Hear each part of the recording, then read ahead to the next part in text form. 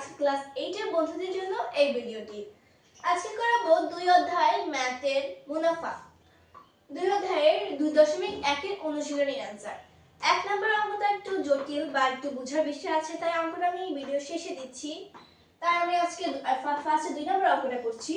2 নম্বর অঙ্কের প্রশ্ন হচ্ছে, একজন দোকানদার কিছু ডাল 2375 টাকা বিক্রি করায় তার 5% ক্ষতি হলো। এই জিনিসটা আমাদের মার্কিং করে রাখতে হবে যে 5% ক্ষতি হয়েছে, এত টাকা বিক্রি করায়, ঠিক আছে?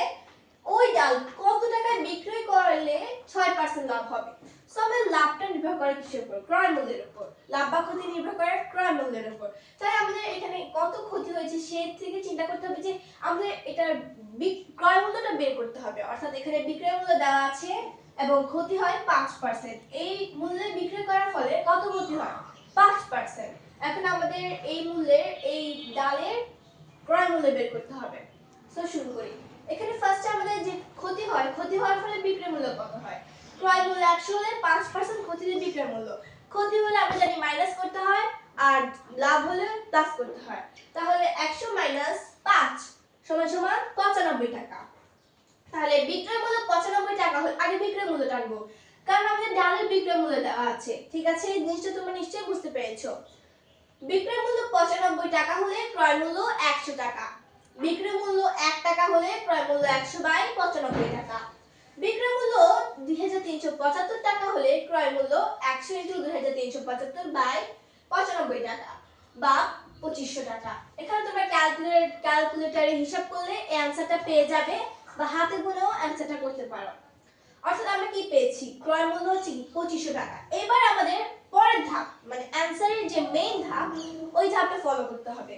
এখানে ওইটা কত টাকায় বিক্রয় করলে 6% লাভ হয়, এই জিনিসটা হচ্ছে সেকেন্ড ধাপ। এখন আমাদের কি বের করতে হবে 6% লাভের বিক্রয় মূল্য কত? আমরা কিন্তু এই জিনিসটার আসল ক্রয় মূল্য পেয়ে গেছি 2500 টাকা। অর্থাৎ ক্রয় মূল্য 100 হলে 6% লাভে, একটু আগে ছিল কি 5% ক্ষতিতে, এবার 6% লাভে। বিক্রয় মূল্য 100 প্লাস 6, একটু আগে বলেছিলাম লাভে যোগ আর ক্ষতিতে বিয়োগ। 100 প্লাস 6 106 টাকা।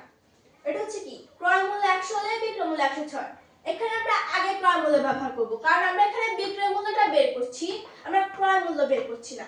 যেহেতু এখানে আমরা ক্রয় মূল্য বের করছি তাই ক্রয় মূল্যটা দিতে দিব, আর এখানে বিক্রয় মূল্য ব্যবহার করছি তাই বিক্রয় মূল্যটা দিতে দিব। অর্থাৎ ক্রয় মূল্য 100 হলে বিক্রয় মূল্য 106 টাকা, ক্রয় মূল্য 1 হলে বিক্রয় মূল্য 106 বাই 100 টাকা। অর্থাৎ ক্রয় মূল্য আমরা কি পেয়েছি? 2500 টাকা। অর্থাৎ ক্রয় মূল্য যদি 2500 টাকা হয়, তাহলে বিক্রয় মূল্য কত হবে? 106 * 2500 বাই 100। অর্থাৎ 100 কে 25 দিয়ে কাটাকাটি করলে হয় 25 * 106। এটা আমরা ক্যালকুলেটর বা হাতে গুণেও করতে পারি। आंसर আসবে 2650 বা 2650। তাহলে आंसर কি হবে? ওই ডাল কত টাকায় বিক্রি করলে 6% লাভ হয়? অর্থাৎ ওই ডাল 2650 টাকায় বিক্রি করলে 6% লাভ হয়। আশা করি আমি তোমাদেরকে आंसरটি বোঝাতে পেরেছি। তোমরা যদি आंसरটি খাতায় তুলে নিতে চাও তাহলে একটা স্ক্রিনশট নিতে পারো, আমি সরে যাচ্ছি।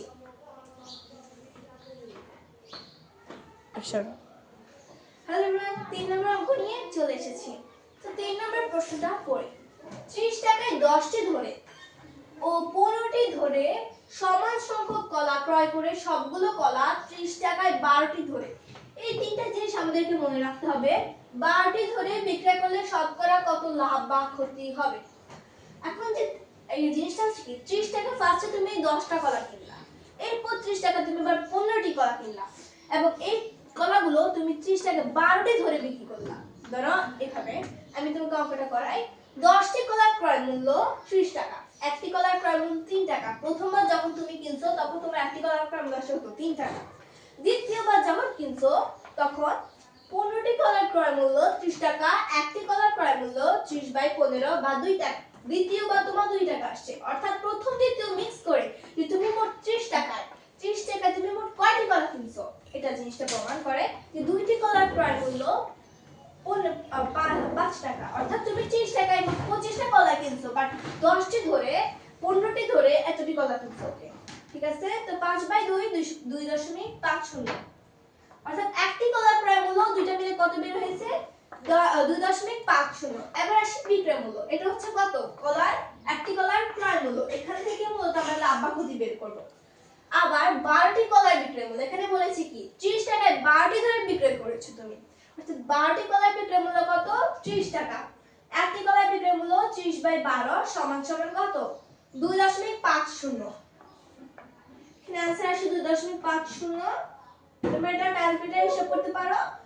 এখানে ক্রয় মূল্য 2.50 এবং বিক্রয় মূল্য 2.50। যেহেতু ক্রয় মূল্য এবং বিক্রয় মূল্য সেম, সুতরাং শতকরা হবে না বা লাভ ক্ষতি কিছুই হবে না। সুতরাং आंसर এটাই হবে যে লাভ বা ক্ষতি কিছুই হবে না। তোমরা যদি স্ক্রিনশট নিতে চাও আমি সরে যাচ্ছি।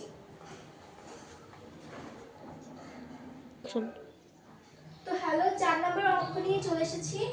4 নম্বর অঙ্ক হচ্ছে বার্ষিক শতকরা মুনাফার হার 10.50 টাকা হলে 2000 টাকার 5 বছরের মুনাফা।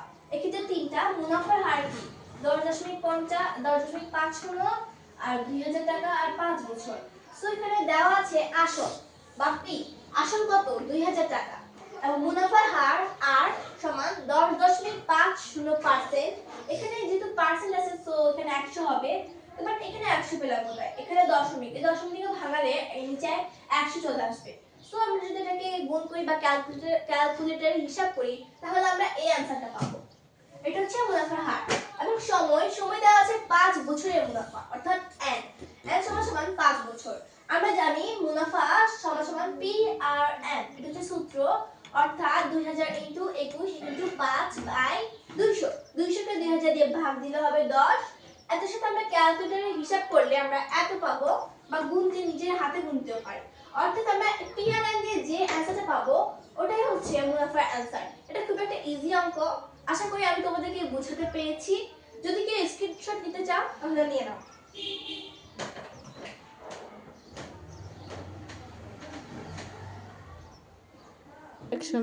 হাই এভরিওয়ান, 5 নম্বর অঙ্ক নিয়ে চলে এসেছি। 5 নম্বর অঙ্ক হচ্ছে বার্ষিক মুনাফা শতকরা 10 টাকা হতে কমে 8 টাকা হলে 3000 টাকার 3 বছরের মুনাফা কত হবে? অর্থাৎ এখানে শতকরা মানে মুনাফার হার, যেহেতু শতকরা দেওয়া আছে আমরা এটা বুঝে নিতে হবে যেটা হচ্ছে মুনাফার হার। অর্থাৎ এখানে দুইটা মুনাফার হার দেওয়া আছে। একটা হচ্ছে 10 টাকা হতে কমে 8 টাকা, অর্থাৎ 10% হতে কমে 8%। এবং শুরু করি। দেওয়া আছে আসল হচ্ছে P, অর্থাৎ 3000 টাকা। আর মুনাফার হার কিন্তু দুইটা, আমরা দুইটা থেকেই করব। মুনাফার হার একটা হচ্ছে 10%, একটা হচ্ছে 8%। অর্থাৎ 10% টাতে করলে আমাদের আসবে 10/100 8/100। এবং সময় দেওয়া আছে n সমান 3 বছর। এবার আমরা দুই মুনাফা থেকে প্রথম মুনাফা থেকে দ্বিতীয় মুনাফা বিয়োগ করে আমরা এই মুনাফার आंसरটা বের করব। সো পূর্বের হারে মানে পূর্বের মুনাফার হারে মুনাফা হচ্ছে I সমান P আর N। তো এটা গুণ করে ফেলবো যে পূর্বেরটাতে পূর্বের মুনাফার হার গুণ হবে আর পরবর্তীটাতে পরবর্তী মুনাফার হার গুণ হবে। আর এই ক্ষেত্রে আসল এবং সময় যে ক্ষেত্রে আছে সেটা একই থাকবে, শুধু এই ক্ষেত্রে মুনাফার হারটা চেঞ্জ হবে। পূর্বের ক্ষেত্রে পূর্বের মুনাফার হার বসবে এবং পরবর্তী ক্ষেত্রে পরবর্তী মুনাফার হার বসবে। সুতরাং এখানে 900 টাকা হবে आंसर। আপনারা গুণ করতে পারলে আপনারা গুণ করলে জিনিসটা বুঝতে পারবেন। এবং পরবর্তী হারে যে মুনাফা ওটা হচ্ছে আপনারা যদি এই পরবর্তী হারে যে মুনাফা পার্সেন্ট আছে এটার সাথে গুণ করলে আপনারা এই आंसरটা পাবেন 720। অর্থাৎ আমরা এখানে দুই মুনাফার आंसर পেয়েছি, পূর্বের হারে মুনাফা এবং পরবর্তী হারে মুনাফা। প্রশ্নতে এটা ছিল না, প্রশ্ন ছিল যে 3 বছরের মুনাফা কত কম হবে, অর্থাৎ এই পূর্বের হার থেকে পরবর্তী হারের মধ্যে কত কম হবে। সুতরাং মুনাফা কম হবে 900 - 720, কারণ এটা বড়, অর্থাৎ পূর্বের থেকে পরবর্তীতে কত কম হবে 180। সুতরাং आंसर হবে 180। আশা করি আপনারা এই জিনিসটা বুঝতে পেরেছেন এবং আমি আপনাদেরকে বুঝাতে পেরেছি। কেউ চাইলে স্ক্রিনশট তুলে নিতে পারো।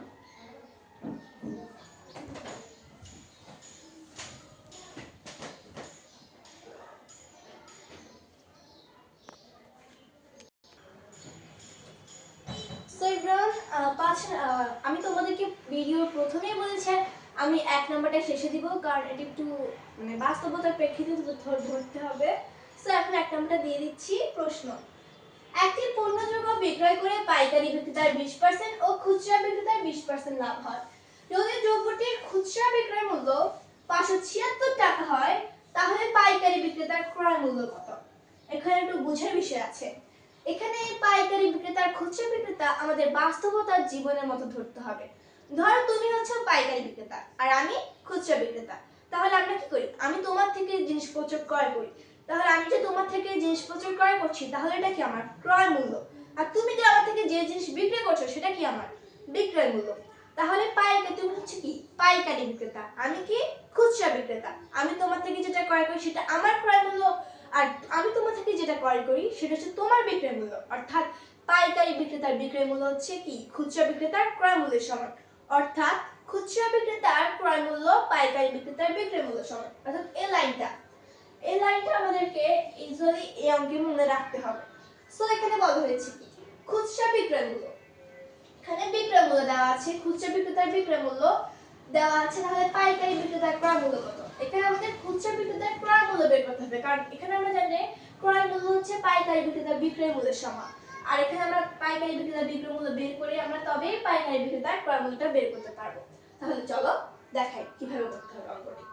এখানে পণ্য দ্রব্য বিক্রয় করে 20%, উভয় ক্ষেত্রে 20% লাভ হয়, কিন্তু যে ক্রয় মূল্য বিক্রয় মূল্য ওই জিনিসটা একটু পার্থক্য রয়েছে। তো এখানে খুচরা বিক্রেতা, যেহেতু খুচরা বিক্রেতার বিক্রয় মূল্যটা দেওয়া আছে, তার প্রথমে আমরা খুচরা বিক্রেতা দিব, কারণ খুচরা বিক্রেতা থেকে আমরা পাইকারি বিক্রেতা জিনিসটি বা ক্রয় মূল্য বিক্রয় মূল্য বের করব। সো খুচরা বিক্রেতার ক্রয় মূল্য 100 হলে 20% লাভে তার বিক্রয় মূল্য কত? 120 টাকা। আর খুচরা বিক্রেতার বিক্রয় মূল্য 120 টাকা হলে আমরা এখানে ক্রয় মূল্য বের করব। তাই বিক্রয় মূল্য আগে দিব এবং ক্রয় মূল্য শেষে দিব, যেহেতু আমরা এখানে বিক্রয় মূল্যটা বের করব। আশা করি এটা তোমরা আগে পূর্বের ক্লাসগুলোতে এই জিনিসটি তোমরা ধারণা নিয়েছো। সো এখানে খুচরা বিক্রেতার বিক্রয় মূল্য 1 টাকা হলে ক্রয় মূল্য 100/120, এবং খুচরা বিক্রেতার বিক্রয় মূল্য 576 টাকা হলে ক্রয় মূল্য 100 × 576/120 বা 480 টাকা। সো এখানে অ্যানসারটা আমরা ক্যালকুলেটরে হিসাব করতে পারবে তোমরা, এখানে হিসাব বা গুণেও হিসাব করতে পারো চাইলে। এবার আমরা পেয়েছি কি খুচরা বিক্রেতার বিক্রয় মূল্য হচ্ছে কি না খুচরা বিক্রেতার ক্রয় মূল্য 480। একটু আগে আমি তোমাদেরকে বলেছি কি তুমি পাইকারি বিক্রেতা, আমি খুচরা বিক্রেতা। তোমার থেকে যেটা কিনবো সেটা হচ্ছে আমার ক্রয় মূল্য, কিন্তু তোমার বিক্রয় মূল্য। অর্থাৎ খুচরা বিক্রেতার যে ক্রয় মূল্য এটা তোমার বিক্রয় মূল্য। অর্থাৎ খুচরা বিক্রেতার ক্রয় মূল্য 480, অর্থাৎ তাহলে পাইকারি বিক্রেতার বিক্রয় মূল্য কত হবে? 480 টাকা। 480 দিয়ে আমরা অঙ্কটি করব। আবার পাইকারি বিক্রেতার ক্রয় মূল্য 100 হলে 20% লাভ তার বিক্রয় মূল্য। লাভ হলে যোগ আর ক্ষতি হলে বিয়োগ। সুতরাং 100 + 20 অর্থাৎ 120 টাকা বিক্রয় মূল্য। সুতরাং পাইকারি বিক্রেতার বিক্রয় মূল্য 120 হলে ক্রয় মূল্য 100 টাকা। এখানেও আমরা ক্রয় মূল্য বের করব। সো ক্রয় মূল্যটা শেষে ইউজ করব। পাইকারি বিক্রেতার বিক্রয় মূল্য 1 টাকা হলে ক্রয় মূল্য 100/120 টাকা। পাইকারি বিক্রেতার বিক্রয় মূল্য 480 হলে, 480 কেন দিয়েছি? কারণ আমরা এখানে পাইকারি বিক্রেতার বিক্রয় মূল্য বের করেছি। যে আশা করি এই জিনিসটা তোমরা বুঝেছো। যদি না বুঝে থাকো কমেন্ট বক্সে আমাকে এই সম্পর্কে জানাবে। পাইকারি বিক্রেতার বিক্রয় মূল্য 480 টাকা হলে ক্রয় মূল্য 100/120 × 480 টাকা। সো এখানে আমরা যদি আড়াই গুণ করতে পারি 12, তোমরা হাতে গুণে করতে পারো, ক্যালকুলেটরে করতে পারো, আর অ্যানসার আসবে 400। সুতরাং এটাই হচ্ছে কি পাইকারি বিক্রেতার ক্রয় মূল্য সমান, বা পাইকারি বিক্রেতার ক্রয় মূল্য, এটাই হবে অ্যানসার। অর্থাৎ এই অ্যানসারটা আমরা কিভাবে বের করেছি? তিনটে ধাপে বের করেছি। অর্থাৎ এখানে আমরা খুচরা বিক্রেতার ক্রয় মূল্য বের করেছি, ক্রয় মূল্য থেকে পাইকারি বিক্রেতার বিক্রয় মূল্য বের করেছি, পাইকারি বিক্রেতার বিক্রয় মূল্য থেকে আমরা কি বের করেছি? পাইকারি বিক্রেতার ক্রয় মূল্য বের করেছি। অর্থাৎ তিনটে ধাপে আমরা এই অঙ্কটি সমাধান করেছি। আজ এই পর্যন্তই, এই অঙ্কটি পর্যন্ত শেষ। আর পরবর্তী ভিডিওতে বাকি অঙ্কগুলো দেওয়া হবে। যদি উপকার হয় তাহলে আমাকে সাবস্ক্রাইব করবে এবং আমার পাশে থাকবে। চাইলে তোমরা স্ক্রিনশট নিয়ে নিতে পারো।